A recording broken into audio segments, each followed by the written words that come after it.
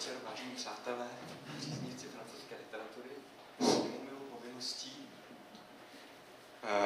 přivítat mezi námi francouzského spisovatele, básníka a esejistu Christiana Prigenta.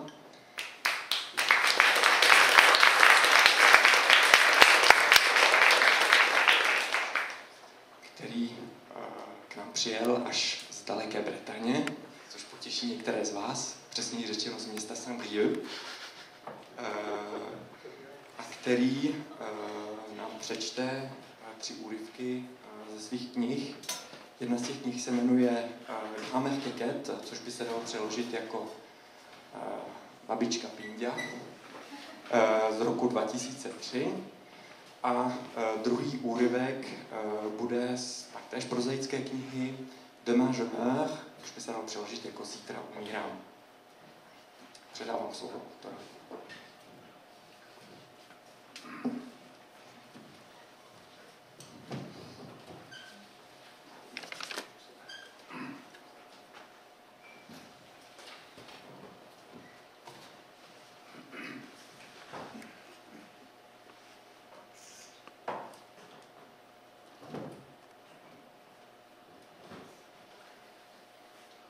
C'est un enfant qui parle.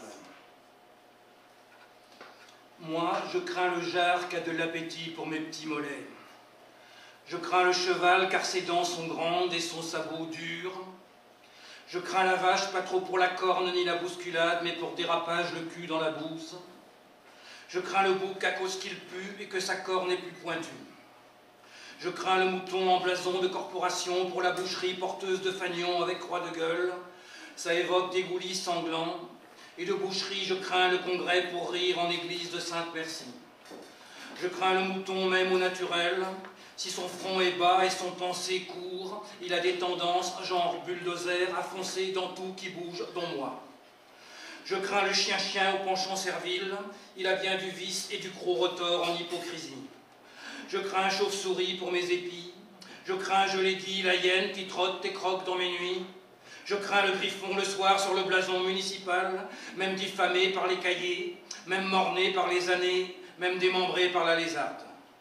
Je crains le shoot de la biquette, la griffe du matou, le bec de la poule, le dard de la guêpe, la bave de limace, l'acide de fourmi, l'œil de la hulotte, la pince du crabe, la patte ravisseuse de la menthe religieuse et la mandibule de je ne sais quoi, cétoine ou calcide ou puce des planches. Et même le concombre fugitif en louche, et la ronce aiguë, et l'ortie en soupe. Je crains le coin de cul de l'artichaut qui bloque la glotte avec du toussé et du suffoqué, et l'urtication, et l'acidité, et le foie de veau. Je crains le nion, le bleu, et l'écorchure, et le groseillier d'épines à maquereau, rien que pour le mot. Je crains manger et pas manger, dormir et pas dormir, et ça promet pire pour avenir. Je crains déprime, des blocs et coups de mou. Je crains rage de dents assez souvent et le désamour des miens et des miennes pour toujours. Je crains beaucoup savoir, pas savoir un peu, et l'inverse aussi, et ce à jamais. Je crains bobo, gale, poux, pu, impétigo, et le reboutage vite fait en torsion de l'os déboîté pour cause de gadin. Je crains pas encore cher patraque en bloc par usure en vrac et barbac brouté par le capricorne ou pourri cancer. Encombres et bouchons en porte d'aorte, et les desveries et fuites de pipi de fin de partie. Mais mon petit doigt se prive pas de dire que ça va venir. Je crains pour l'instant grands et petits soins, pas assez comme trop. Et, si soins, je crains abus et débord, effets indésirables et réactions sévères, usage usurpé et posologie inappropriée, et dépassement de doses prescrites et qu'on m'appliqua médoc pas pour moi. Je crains suite à ça conséquences terribles, allergiques en bloc à aspect de cloque. Je crains édème par voie cutanée, crampes abdominales, brûlures d'œsophage, colites membraneuses, perte d'appétit et pancréatite. Rare, mais si pour un, ce sera pour moi, et qu'on oublia, par exemple grand-mère qui a des distractions en rôle infirmière depuis ses retraites et replis de Berck, la date limite d'utilisation. Je crains, si je lis en traits tout petits, écrits sur papier plié dans des boîtes ou étuis à trucs en forme de cachet, lésions pas jolies, érythème confus vu que polymorphe, purée purpura dans le vasculaire, puis la déripette et démangeaison par photosensibilisation, ça impressionne, on comprend que quick, mais on pressent bien que ça peut faire couac. Je crains luxations musculaires et ou colères articulaires qui peuvent survenir, et ça surviendra même si je croise des doigts au talon d'Achille, avec des ruptures et des tendinites dès le premier jour et sur les deux pattes. Je crains convulsions, troubles du sommeil, hallucinations d'envol de chameaux entre les moineaux, mirages de palmiers parmi les pommiers, vertiges dans les cannes, confusion partout, irritabilité, démorosité et fourmillement des extrémités, exceptionnellement, mais sûr que pour toi, se dit ma pétoche, ça sera la règle, et pas sûr par contre que sur la notice, on n'est pas omis pire comme à Vanille. Je crains élévation subite de picotement en périphérie sans moustique, tic ou aouta. Je crains bruits et bourdonnements, tubes de dedans, voire carillons et sifflements, même si silence autour entièrement, et larmoiement sans cause d'oignon ni petit chagrin, et pipi au lit par perte de contrôle sur les anxiétés. Je crains désorientation, des contractions et dépression de cellules mortes et infections de respiration et aggravation de myasthénie qu'on n'aurait pas dit à lui, toi ou elle, et surtout à moi. Je crains que ça gonfle partout dans mes viandes, gorge, lèvres, langue, face, valve d'iléon, ballon d'estomac et tranche de foie, avec la nausée à tous les 4 heures, le dégobillier à chaque cuillerée et difficulté des petits levés à respirer. Je crains des faiblesses anormalement en stock de globules, plaquettes et jetons par insuffisance non diagnostiquées lors de la visite en tricot de peau avec les scolaires au dispensaire en G6PD. Je crains crudurée, élévation urgente des enzymes, efflux de substances et créatinine en jus plasmatique. Ça n'arrive qu'à peu, mais homme de peu et mon petit nom souvent, ça alerte. Je crains même parfois, mieux vaut s'avertir, infection candide en fond de vagin, avec le lichen vert parasitaire et les champignons, petits mais roublards, pourraient pour changer virer l'habitus et squatter même moi, où je suis pas fendu, car pas comme ma sœur, mais en gros pareil, question petit malheur. Et dans le décor, je crains, par prescience vive des malfaisances, ce qui va venir nous pourrir l'envie d'adorer nature, dont l'invasion des plages locales par la crépidule, les synocolytes verdâtres et visqueuses, dites caolerpa ou taxifolia. Et pire, sans sbire, la moule à rayures qui bouche les tuyaux de nos lavabos, et cette grande coquine de perche du Nil qui décime la tanche haute de nos étangs. De même, la fourmi énorme d'Argentine ou Patagonie, avec son neurone éjaculatoire bourré phéromones en horde au jardin. Et la mouche sans nom, en formation déjà au Stymphale ou en Tartarie, qui pondra bientôt ses asticots dans le cerveau de nos petits veaux. Je crains, in praesentia, ce qui est là, comme instrument épouvantant. Je crains le croc, le couperet, là où le S, la feuille et le fusil, au moins autant pour quoi en faire que pour que j'en sens le faire dans ma chair. Je crains la binette, la houe, la serpette, la doloire et la balayette et les oxyures. Je crains le bedane, le bec, les bouchoirs, la hie, l'herminette, surtout la varlope, vue rime à salope, et que ça me tombe sur les molletons quand maman m'envoie pour l'aise du chat chercher de la sueur en fond de cabane. Je crains la baratte et la lessiveuse et coincer mes doigts dans la chaîne de bicyclette.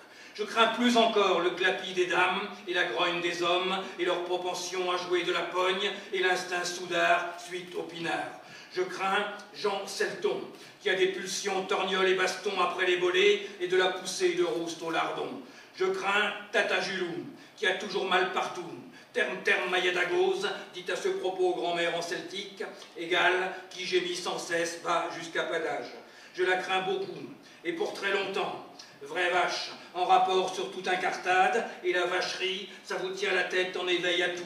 D'où qu'elle a la sienne, malgré le pécule des petites misères à force de printemps, en état impec. Surtout dans le style, je guette le craspec, et je ravitaille point de punition et clous d'effet au pilori, avec du lapin levé à tout vent.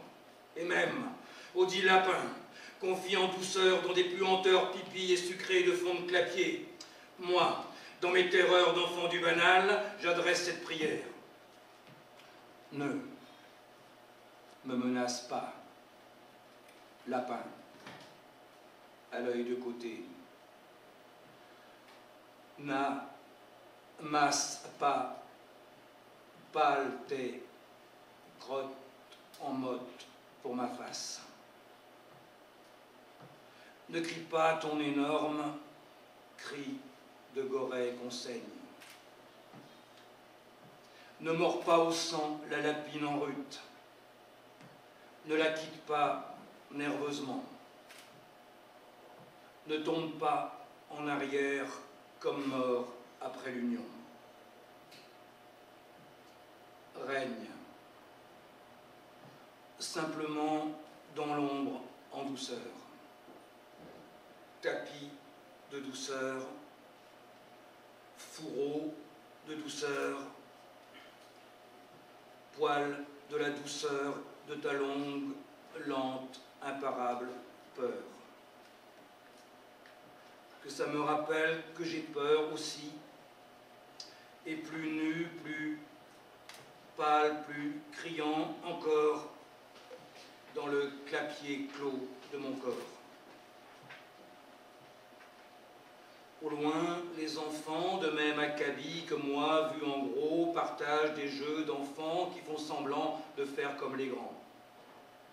C'est-à-dire qui causent surtout sur du peu, qui poussent la jacasse des potrons jaquets, qui dépensent salive jusqu'à couvre-feu, qui ont des passions pour état du temps et pluviométrie, qu'affichent opinion sur tout et son père et la parentèle et monsieur le maire et ouvrons-nous sous et l'imposition sur portes et fenêtres, et qu'occupe le pont tôt pour y penser sans précipiter en fin de journée, qui s'agite la viande, qui turbine action selon le patron, qui se remue cul, qui torche lardon, qui se fout des nions, qui se bourre le pif, qui se jette injures par-dessus clôture, qui engueule cabot, qui botte cul du chat, qui course la poulaille et la congénère, qui se colle bisous, qui s'explore les trous réciproquement, qui se secoue les chines l'un par-dessus l'une et s'égoutte tuyau l'autre en trou de quelque, qui taille les bâtons, qu'entasse des cailloux,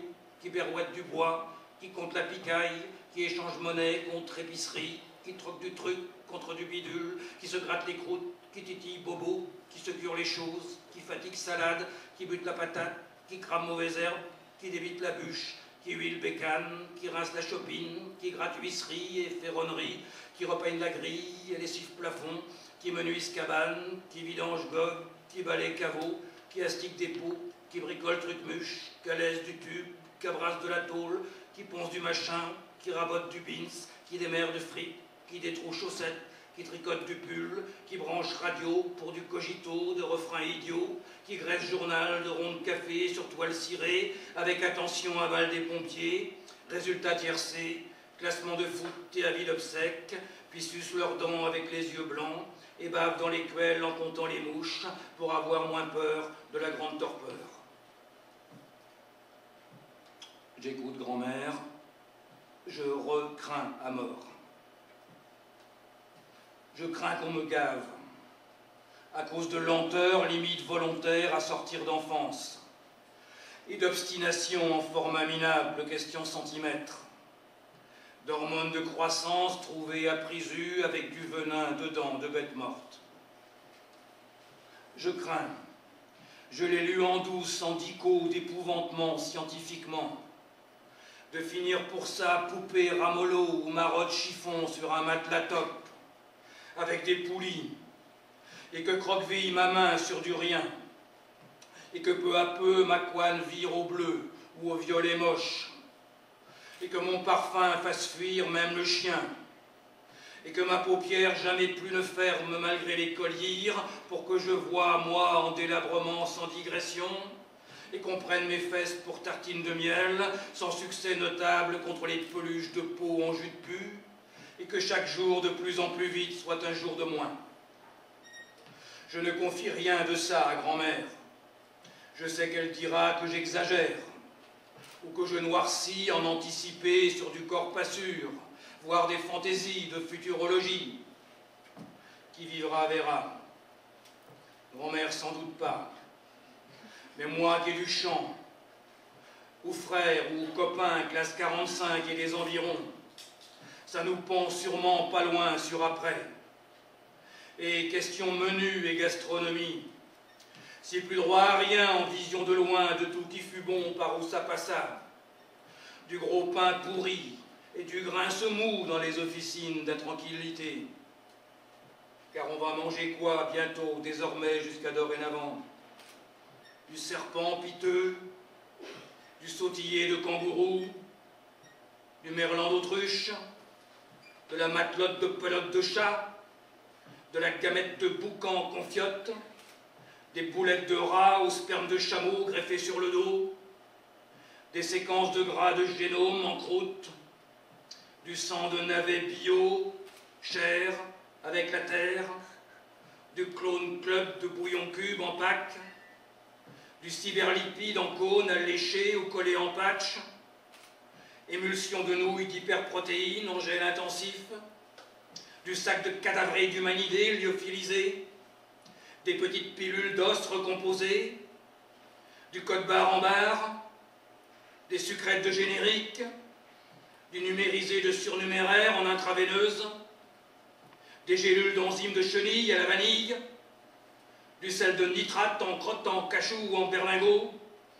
du cactus d'élevage, du label d'épi de barbe de zootie suivi en fichier par la faculté, des galettes de trucs en tout sauf en blé, des crêpes de farine de chien, des crêpes de ça le matin, des crêpes à midi de sucre de kleps, des crêpes de tapioca de caca de cabot au goûter avec du sirop pur reconstitué au chlore d'H2O, des crêpes de poudre d'extrait de caquette de bête à l'eau de javel pour le petit souper érotisé dans le salon particulier avec des yeux d'hareng pasteurisés dedans pour tartiner les décolletés, ou du pain de merde, de même farine, en miche, ou couronne, ou bretzel, ou pogne, ficelle, ou baguette, mais toujours en merde, ou même que le pain, comme à Ézéchiel, le premier Yahvé, on nous le pâtisse de l'étron qui sort de nos propres corps et qu'on s'auto-bouffe par économie.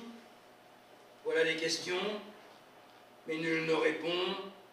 Le ciel obstine sourd, les grands-mères pareilles, et je reste seul avec comme ami l'avant qui me fuit, l'ici qui me cuit, et lendemain qui sent fort le roussi.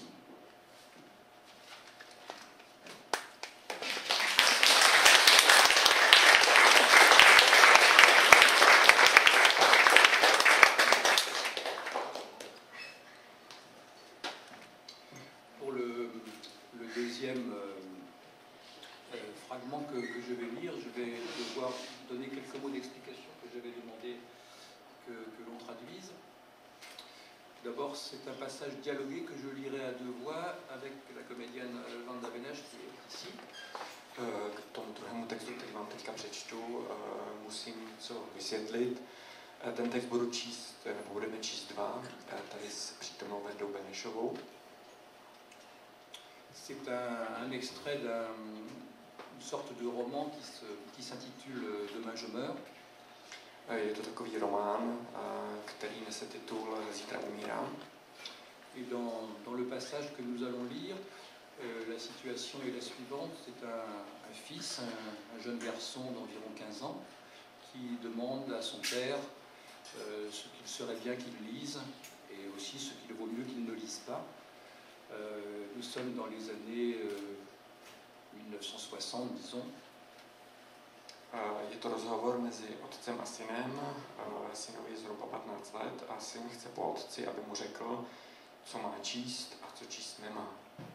Et le père en question est un militant, même un dirigeant du Parti communiste français, et donc son point de vue sur la littérature est le point de vue qui s'exprime dans les textes des communistes français à la fin des années 1950 et 1960. Je to text, který se odehrává v 60. letech a otec je náruživým příslušníkem komunistické strany a to, co tomu synovi říká, to je v podstatě to, co se říkalo a šlo si i přečíst v textech militantních komunistických novinářů na konci 50. let a v 60. letech. L'essentiel du texte est fait de fragments, de citations, de choses que j'ai prélevées dans la littérature communiste française de ces années-là, c'est-à-dire des extraits d'articles, des extraits de conférences, des extraits de livres écrits par les dirigeants communistes qui s'occupaient des questions culturelles en France à cette époque-là. A jsou to v podstatě citace, a to, co říká ten otec, to jsou vlastně citace z textů francouzských komunistických novinářů, kritiků, teoretiků, které jsem vzal, nebo které jsem našel v novinových článcích, v rozhovorech, v přednáškách, kritických textech z této doby.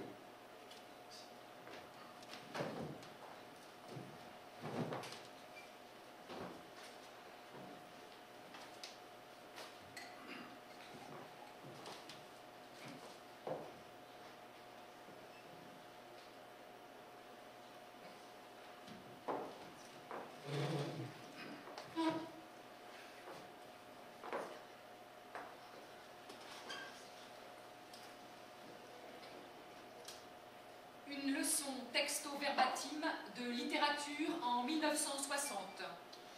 Docteur Aimé, professeur papa, quoi donc bouquiner? Car j'en ai soupé de la Rostopchine, Curwood, Jack London, Fenimore Cooper, les patins d'argent, ou Rudyard Kipling, le Robinson, suisse, Crusoe ou belge. Et le capitaine Nemo sous sa flotte, il se la joue trop, professeur Nimbus, à faire le savant dans son Nautilus, sa lasse, les glouglous de scaphandriers spécialistes des faunes et des cailloux rares, avec les bavasses de science pour tous, en version que suis-je. L'espiègle Lully, Bécassine, Bicot, Roudoudou et Pif, c'est pour les marmots, tout ça cocotte la péremption, maintenant que j'ai tombé en état grand. Or, après, galère, misère, quasi-désert. Maurice Genevoix, radote gnangnan de vie au champ, et jamais un poil de mots qui dépasse de la mise en pli. Cronin, merci bien. Sirop, gargarisme bigot. Hervé Bazin, ses limites crétins. Cesbron, ses curtons. Kefelec, pareil. Bosco, c'est des histoires de bourricots. Giono, de Pecno, parfumé lavande et tourné zinzin à cause des cigales. Colette, de Fillette, Minette et chic mistinguette.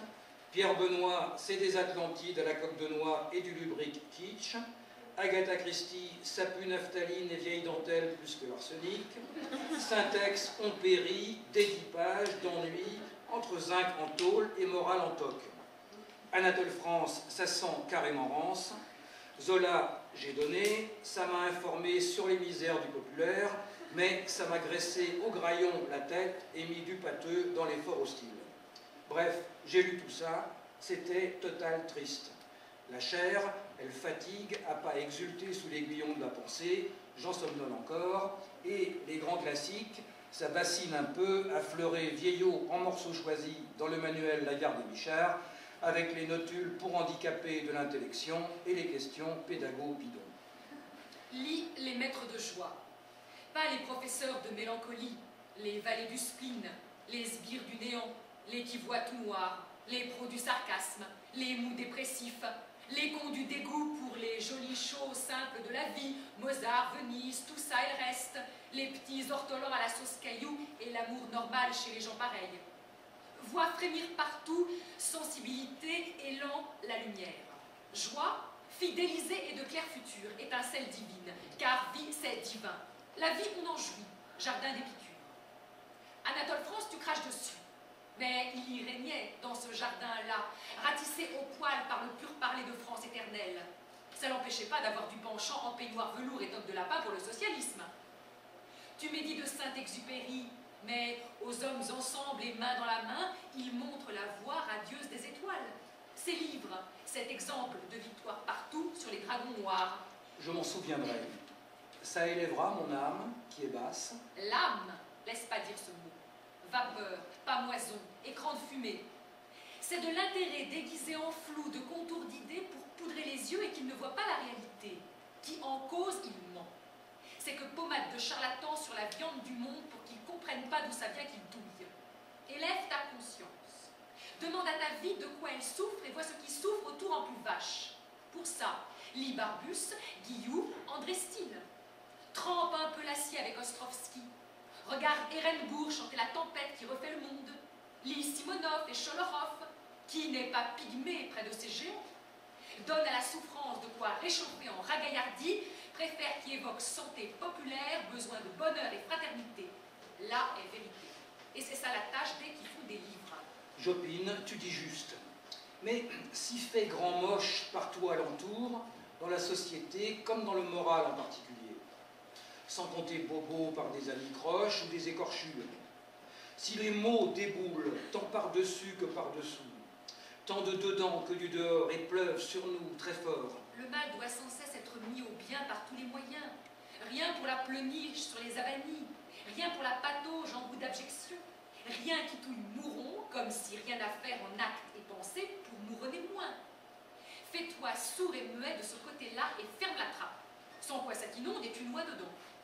Suffit pas de peindre les hommes comme ils sont, faut montrer aussi comment ils doivent être. Bataille au dehors pour moins de malheur, et dedans pareil.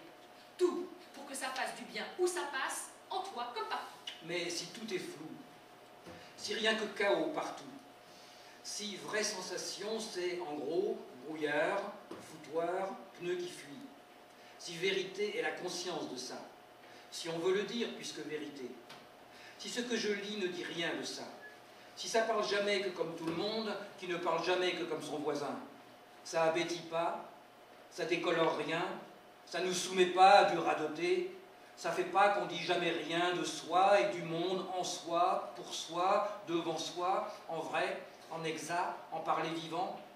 Ça fait pas qu'on cause comme des cadavres. Qui a dans la bouche ce cadavre-là, il doit le cracher, pas le sussauter et cuver son jus de noir de réglisse.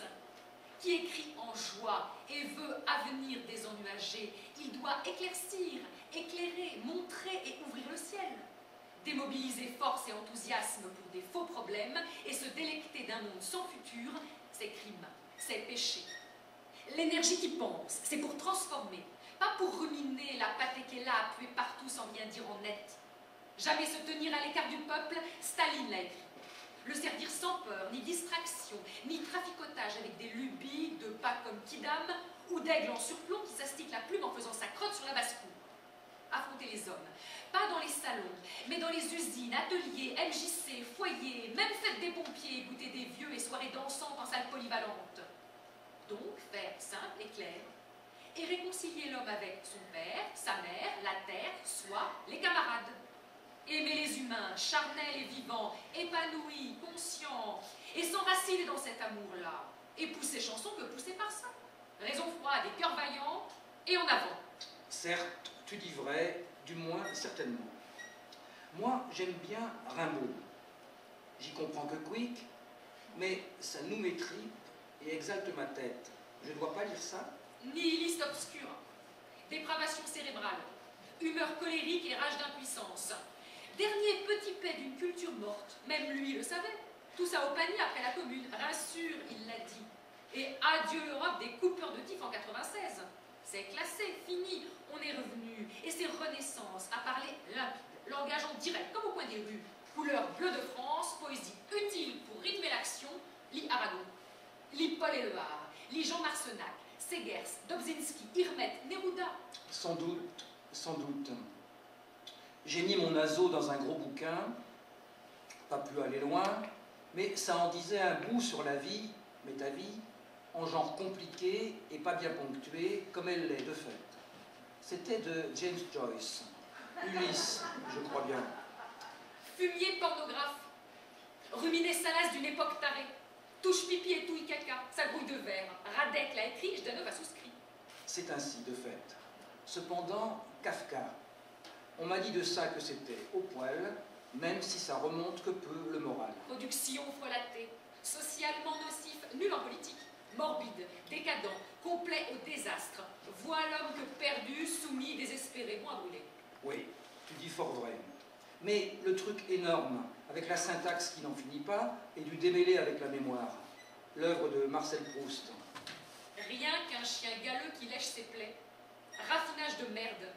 Pèse ses œufs de mouche sur toile d'araignée de psychologie d'aristocratie en déconfiture. Certes, absolument et en vérité. Et Beckett, on en cause parfois au bahut. Absurde, nausée, néant, suicide d'espérance, désagrégation de l'intelligence, des clodos malades de ne pas savoir quoi faire de leurs 10 doigts. Du moins, je t'approuve, tu parles à propos. Et Marquis de Sade, j'ai su qu'il était bon républicain, c'est pas un bon point. Et qu'il voulait pas qu'on décapitât, ça plaide pas pour son cas. Mais c'est pas facile de trouver ses livres chez Madame Boris à la biblio, elle fait les gros yeux quand on dit son nom. T'as pas honte d'avoir mis le nez dedans? Laurent Casanova a traité le cas. Décomposition morale et sociale, Aristote déchu, perversion partout et cochonneté, crime contre raison. Un bouffon de cour. C'est pour faire glapir les femmes hystériques et les gens de lettres séniles avant l'heure qui ont besoin du fouet pour chauffer leur sang en voie d'abjection. Oui, c'est bien parlé, en vérité, donc. Et Monterland? C'est le fichu disciple de Maurice Barrès et des boulangistes, de l'aristofacho d'Annunzio, de Gilles moraliste, un sale belliciste, pseudo-hidalgo. C'est pire que nazi, éthique léonine de prédicateur d'amoralité. Sans compter penchant à moquer les dames, c'est pas bien du tout. Je te suis en tout à la vérité, certes parfaitement. Et sur le Mauriac? Barbouilleur réac des nœuds de vipères de bourgeois tarés. Massacre de l'amour dans l'enclos sinistre de leurs égoïsmes. Veulerie, fadeur, imbécilité, monde de déchéance, d'asservissement. Bien dit. Jean-Paul Sartre? Hyène dactylographe, mauvaise foi massale, foi d'Angarodi, Sartre, un faux prophète. Fornication intellectuelle. Rien que des histoires de caleçons souillés. Je cite Fadeïev, ça vous fait marcher l'homme à quatre pattes. D'où des petits cris de joie affectés et paupières qui battent d'émotions cochonnes chez les intellos de la capitale. Très juste, tout à fait, évidemment, oui. Parlons de Camus. Amuseur bourgeois, fait la sale besogne de la réaction, préfère la révolte à la révolution. Ça cause liberté, mais ça fait jamais qu'enchaîner les hommes en oser d'eux-mêmes. C'est fait pour distraire la jeunesse des luttes et faire sa gavotte pour les millionnaires. Je te suis, bien sûr, absolument, certes. Mais André Malraux? Individualiste aventurier, héros pour du beurre, maître de néant et de désespoir. Très juste, en vérité, excellemment, en tout, c'est certain, et oui. Henri Miller? Démoralisateur américain, égoïsme total, que le monde s'écroule, il s'en bat les choses. Perversion, haine, obsession sexuelle, il faut chasser ça des bibliothèques et des devantures de librairies. C'est de la pâtée envoyée au peuple par l'impérialisme pour les abrutir. Oh, certes, moi aussi, j'approuve, affirmatif pour le moins, en effet. Genet? Le pickpocket pédéraste, comme ces révolutionnaires, voleurs, mouchards, prostituées, voyous, bravo les héros. Juste, car, en effet, bien sûr, Caldwell, Steinbeck, Dos Passos... Canapaladi, des blocs à Merloc. Entendu, tu dis des choses belles. Oh, Gertrude Stein? C'est de la parade d'expérimental, chichi de nombril et déliquescence. Rien côté humain, tripotage de forme, comme c'est toujours chez les classes qui meurent. À ce qu'il semble, je te l'accorde, vraiment. André Breton? Dandisme intellectuel, rêveur à nacelle. J'en conviens, oui, certes, totalement, mais Céline? Collabo et Anna haineux, de droite encore pire, noircit tout, salope, recherche de saleté, outrance, locution servile, ficelles ordurières et délire antisémite. Entièrement, tout à fait, évidemment. Malaparte, Junger, Chalpissnier... Putain des bourgeois, clown du capital, des boîtes à ordures, la poubelle est pleine, va pas farfouiller dans ces immondices. Cela, certes, est exactement tout à fait juste, du moins. Oh, merci, papa.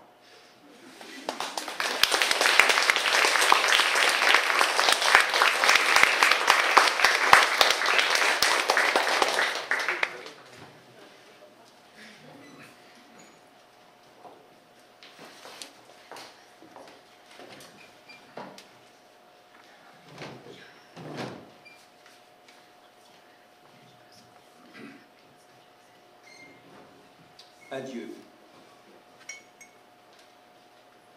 Après, peu après, retour en maison.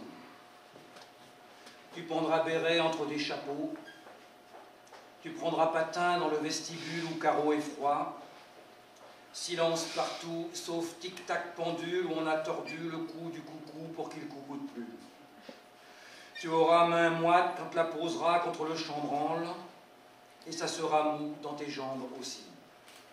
Pause, inhalation, tu écarteras un pan de rideau, décor, ce sera chambre bien cirée, en post-it partout, avec les photos au mur des parties il y a plus longtemps, les belles assiettes à sujet ancien en boire vertical sur du papier peint, faïence de Quimper avec les prénoms sur leur présentoir, et l'éclat des cuivres de 14-18 entre les poupées sapées en folklore. Du monde sera là, en noir dominant sous poids de pénombre, à faire pas de bruit, par concentration sur des affections. Tu t'avanceras en surf sur le feutre pour rien cochonner avec tes semelles, mais en ralenti comme au cinéma, vers sorte de caisse longitudinale qui trône sur tréteaux drapés de linge blanc avec des poignées torticolées en argenté sur le côté. tu ne diras rien. Tu approcheras en glissé kendo. Tu poseras paume sur la boîte en bois, fort, très fort. Tu appuieras, comme si tu voulais qu'elles entrent dedans, tes mains, et qu'elles palpent, encore pour une fois, dernière fois, c'est sûr, ce qu'il y a dessous. Le bois, c'est pas froid, tu te diras. C'est comme si tiédeur encore, venu du corps, sans souci aucun du costume propre dont on l'a vêtu pour le randonner en voiture ultime et faire bonne figure face au vermicule émanait du fond. Tu te demanderas si cette tiédeur, elle remonte pas, par de l'imbibé de capillarité, dans tes veines de bras, pour te baptiser de son eau subtile, la chair du dedans, et dire à ton cœur, je suis encore là, ne m'oublie pas. T'aimeras dire ça à toi, sans rien prononcer pour la parentèle qui renifle en chœur sur les chaises en paille. T'aimeras redire ces mots en pensée à tu et à toi avec ton toi-même, et ne les confier qu'aux bulles de lait, du beurre où fond ton cœur. Ainsi tu sauras, par la conviction que ça chauffe encore, que corps dans la bière a pas résigné au sort de cadavre. Car cette chaleur, tu t'en convaincras à cause d'émotions qui te mouilleront l'orée des paupières, puis dévaleront en rude rosée le long de ton nez jusqu'à ta bouche, pour que tu en goûtes le sel essentiel. C'est pas que début d'effet d'ignition de la putréfaction, c'est de l'exhaler de tout ce qu'il eut toujours à te dire, mais qu'émit jamais. Il ne le dira plus que par ces bouffées de lente, de tiède, de raffinée, de pure douceur. Il n'exprimera que cette douceur, invisible à tous, mais sensible à toi, rien qu'à toi. Au moins, il exprimera, au moins il dira ça.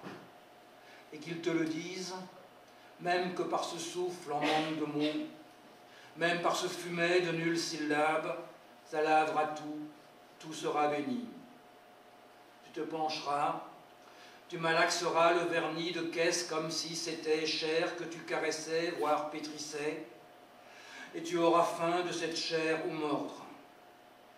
Tu seras gourmand que du sang en sorte, vermeil, affiné, répétant la forme par force globule, et que tu t'abreuves, et jouvence reviennent.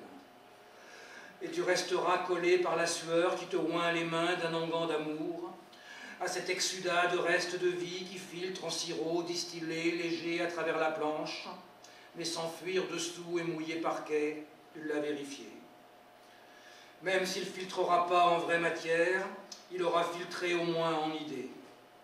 Mais l'idée alors, c'est fort, c'est super, rien résiste à ça, car ça vous cuirasse d'exclusivité par des sensations maniaques obstinément.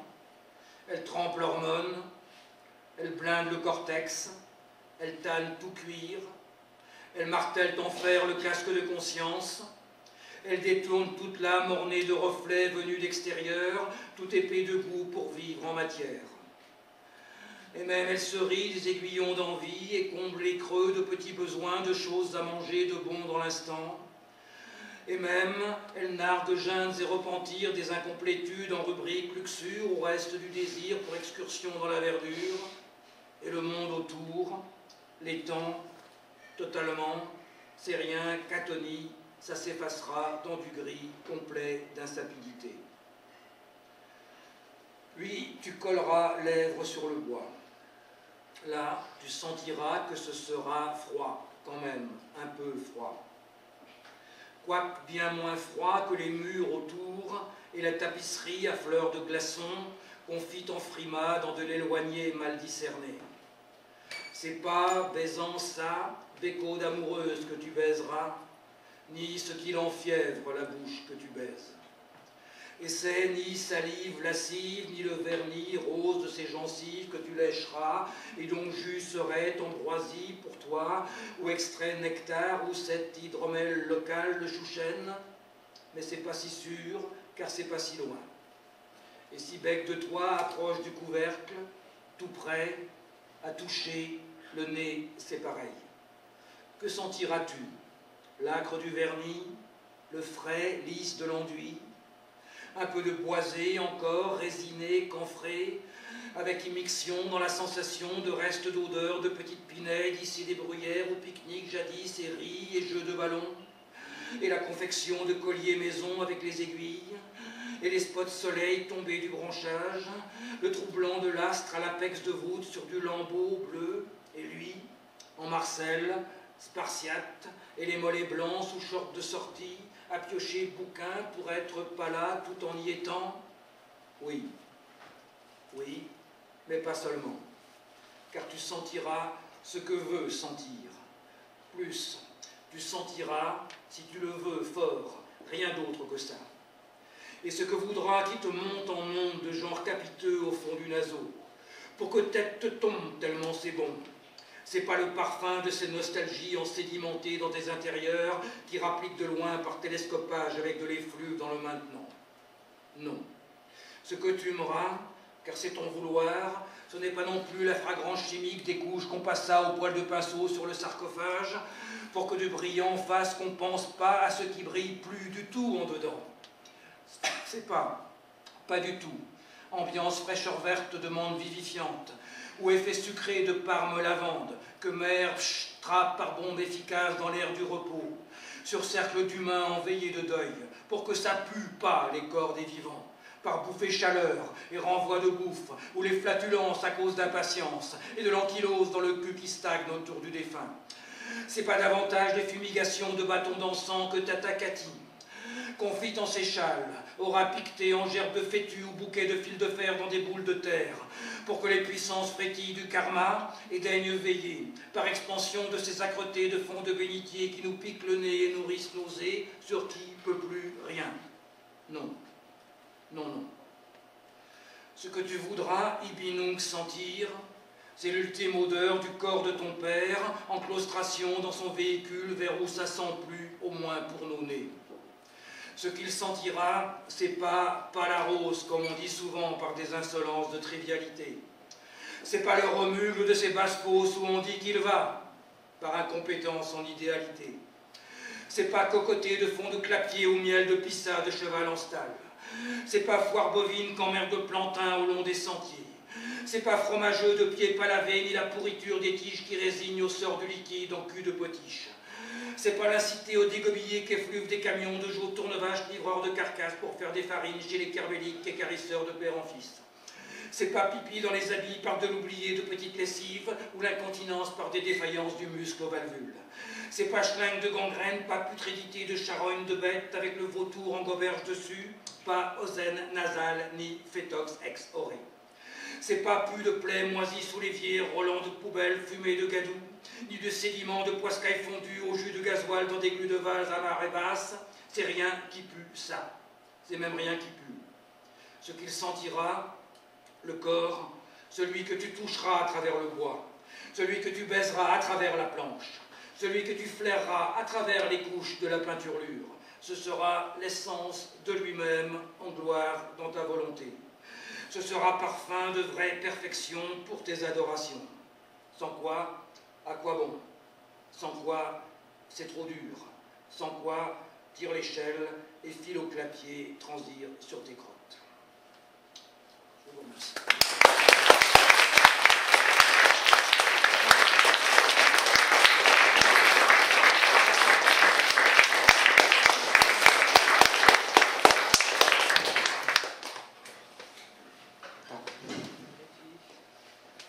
Jako každý večer je zde prostor pro dotazy. Jsem s ním.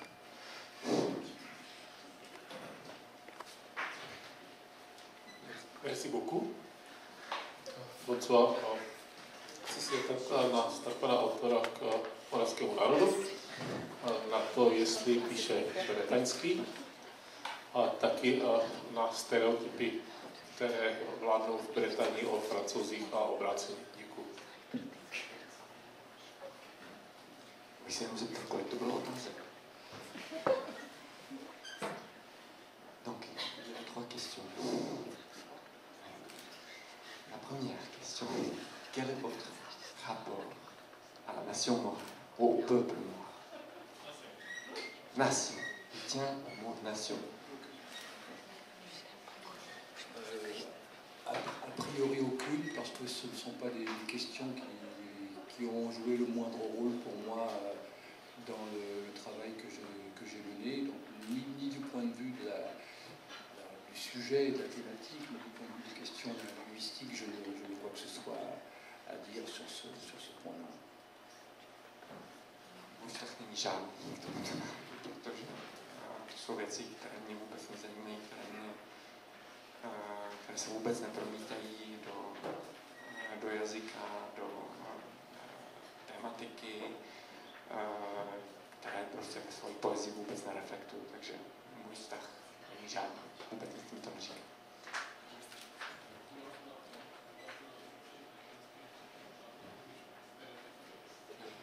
La deuxième question, si vous écrivez en breton.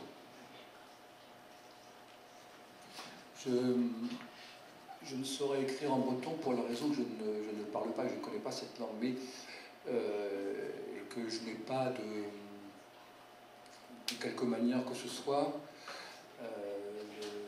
le désir de faire quelque chose avec cette langue qui prenne un sens social ou politique.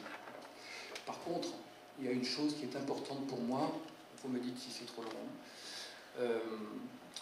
J'ai été élevé par une grand-mère qui parlait breton, mais qui, comme font souvent les grands-mères, je crois, dans quelques régions du monde que l'on vive et que l'on soit élevé, se servait de cette langue comme une langue du secret, c'est-à-dire utiliser le breton pour parler avec ses amis sur les questions que moi, jeune enfant, je n'étais pas censé devoir comprendre quoi que ce soit, tout ce qui concernait les questions sexuelles, tout ce qui concernait le secret, parce que ce qu'un enfant ne doit pas entendre était formulé dans cette langue, ce qui fait que cette langue est restée aussi pour moi une langue du secret.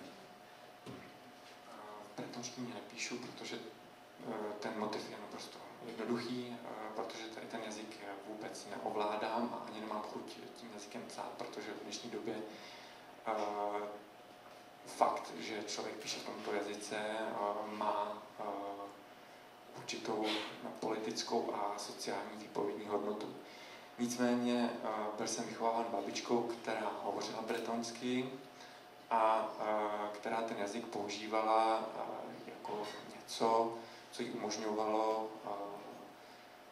utajit věci, které jsem jako dítě neměl slyšet. To znamená, že mluvila bretonsky vždy, když říkala něco, co já jako malé dítě, nebo co nebylo určené mým uším. To znamená všechny otázky týkající se sexu nebo sexuality a tak dále. La troisième question, c'est le stéréotype. Si les Bretons ont...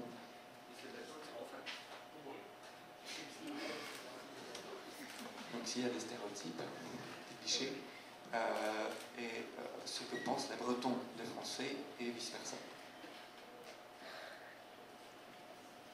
Vous savez, il me semble qu'un écrivain a en charge son propre imaginaire,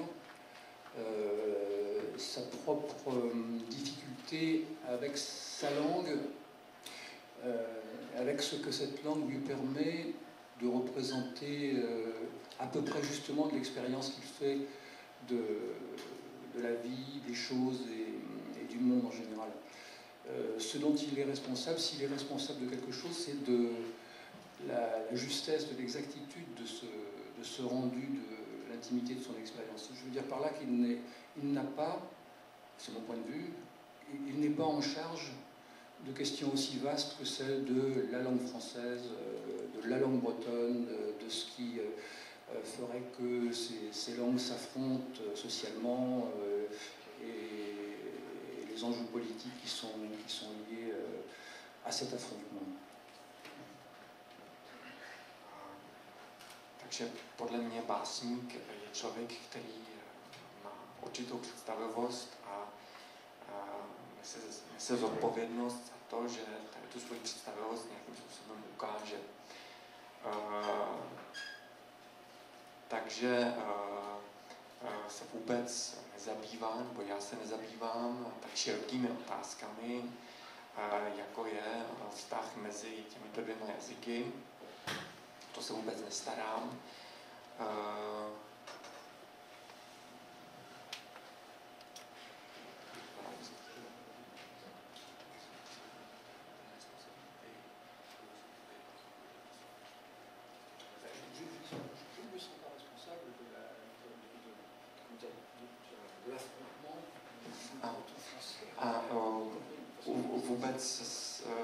Vůbec necítím být zodpovědný za tu steč mezi bretonštinou a francouzštinou, takže nemám vůbec, co bych k tomu řekl. Nějaký další dotaz?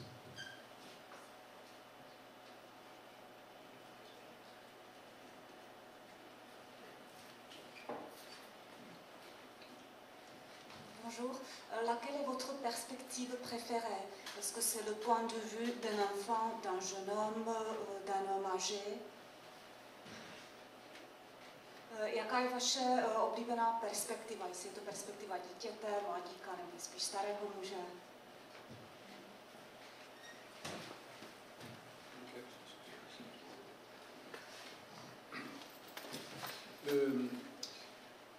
J'ai écrit on va dire un cycle de prose narrative, des sortes de romans dont le matériau principal, pas le matériau unique, mais le matériau principal, en gros, est fait de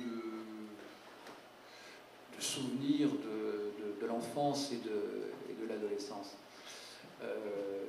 Dans l'un de ses livres, celui qui s'appelle Grand-mère Quéquette, le narrateur est plutôt un enfant aux environs de sa 10e année, à peu près. Dans l'autre livre, celui dont j'ai lu un passage là tout de suite, le narrateur est plutôt un adolescent d'autour d'une 15aine d'années. Bon, voilà. Mais je n'ai pas de... C'est pas de l'ordre d'une préférence, hein. C'est simplement parce que les événements, les affects, les émotions qui nourrissent ces deux livres-là sont, dans le premier cas, situés aux environs de cette période d'enfance, et dans le second cas, situés au niveau de cette période plutôt préadolescente ou adolescente. Mais de toute façon, l'auteur, lui, c'est un homme âgé. C'est-à-dire qu'il...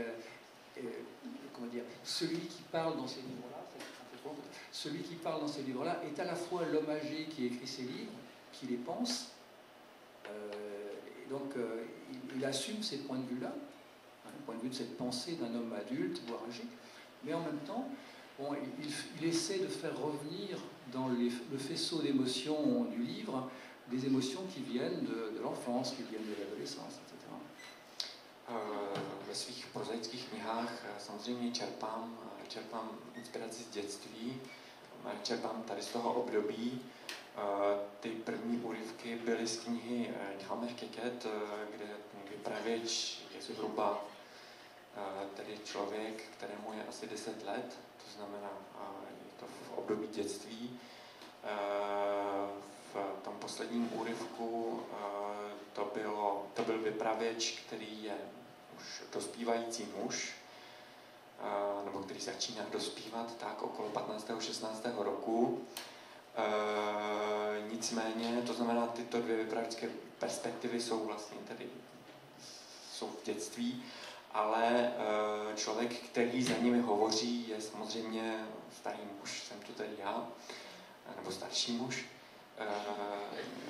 Jsem to já, který se díky těmto vypravěčům vrací do svého dětství, který do nich promítá svoje zážitky, svoje dojmy, nebo skrze ně se taky snaží navodit určité dojmy, tak určité emoce.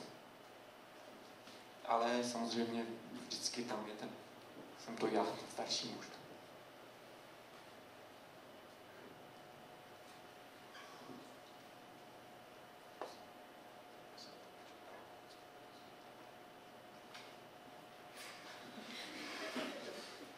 Bonsoir, merci pour la lecture. J'ai constaté que votre lexique est très riche. Alors je voudrais demander un lexique qui ressemble à mon avis à un Georges Perec ou Raymond Queneau. Donc si vous aimez par exemple ces écrivains qui en utilisaient pour développer la contrainte par exemple, donc où puisez-vous votre inspiration? Si c'est j'imagine que c'est un fond général, mais aussi si vous lisez des dictionnaires, des auteurs riches en vocabulaire, etc.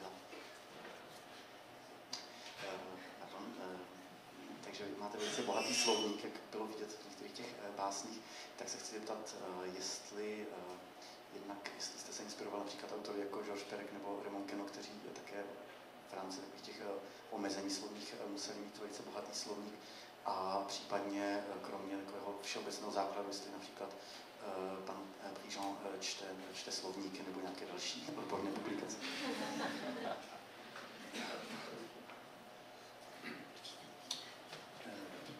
Si vous voulez, je crois que la richesse de la perception que nous avons du monde, la richesse de la perception que nous avons de la réalité,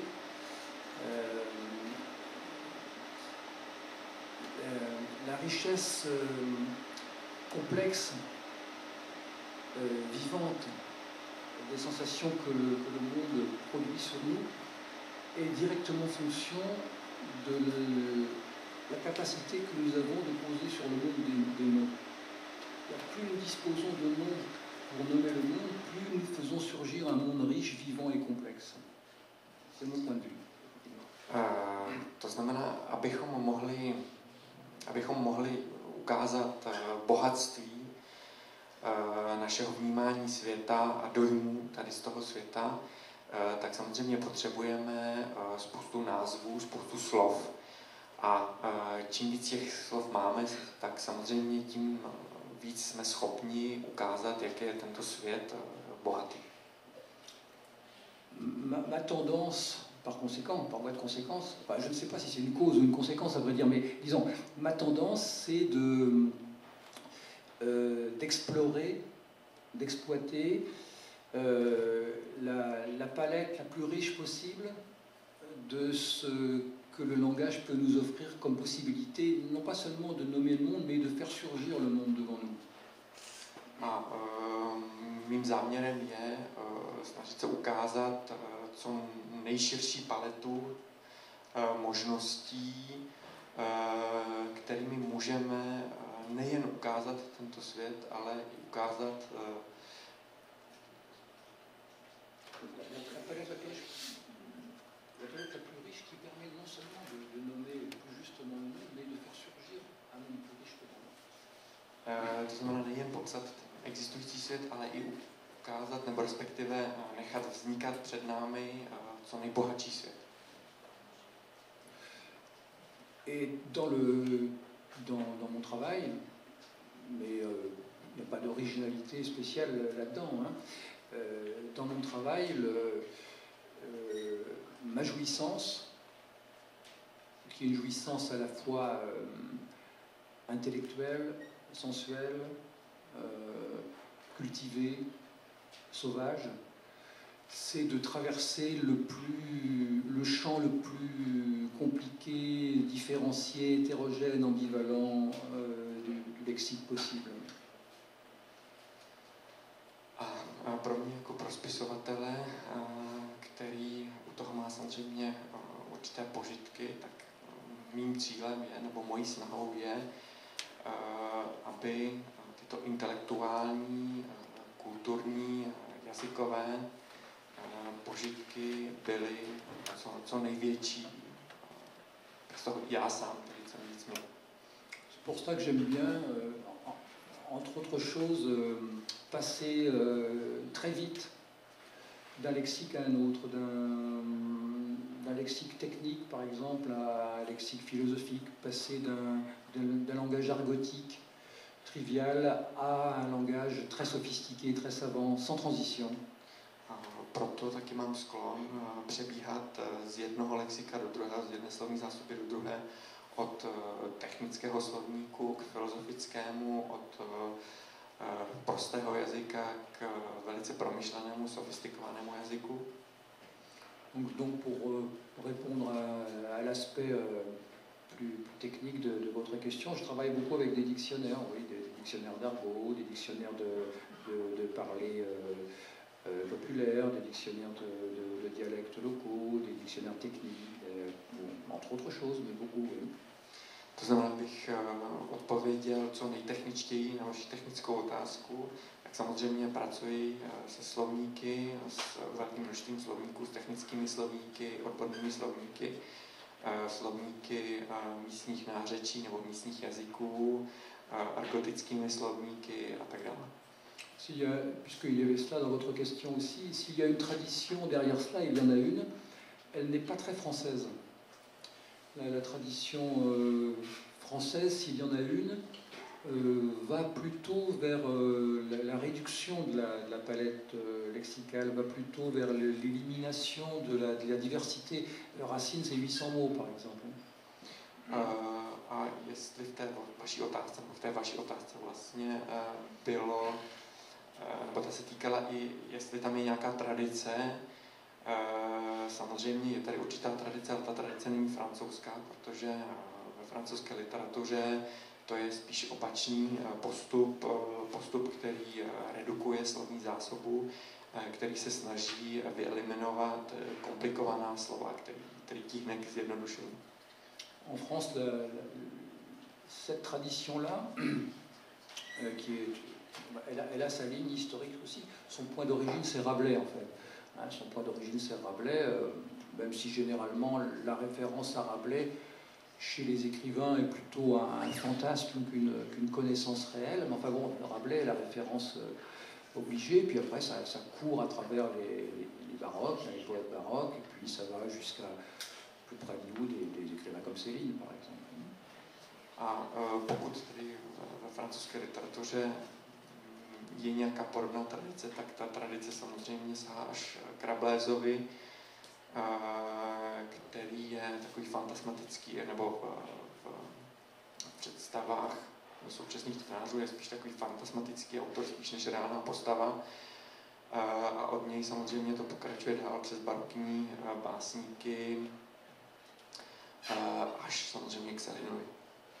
Sur la question de la contrainte, puisqu'il y avait ça aussi, je ne travaille pas vraiment à base de contraintes que je me donnerai et que je suivrai ensuite avec beaucoup de rigueur et de méthode.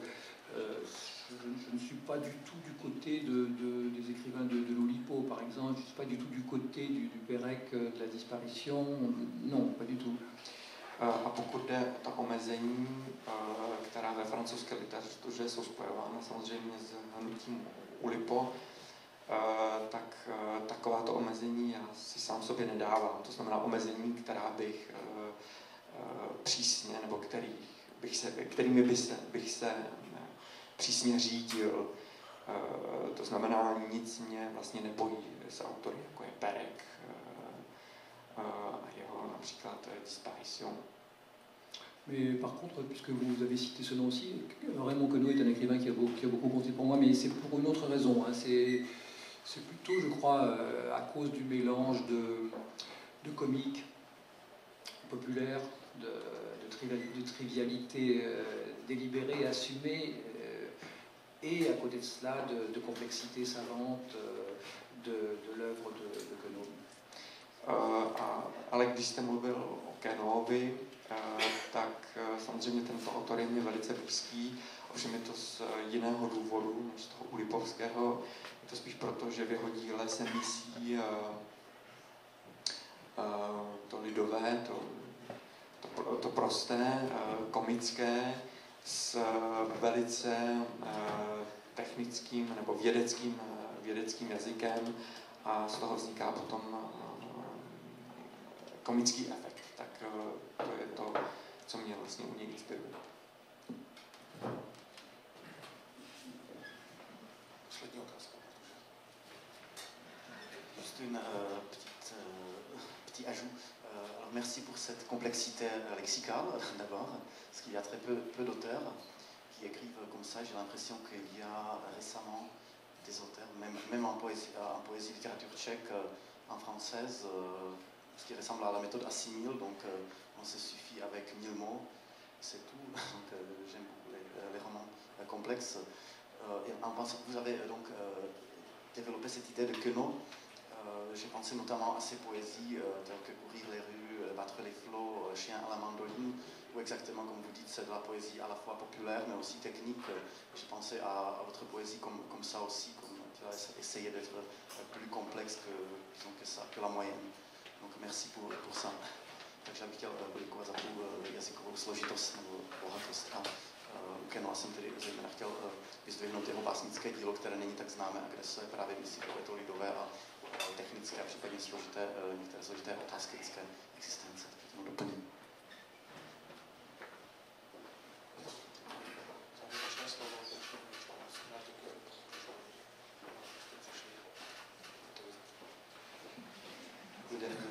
Merci à ces gens, et merci au public qui était présent.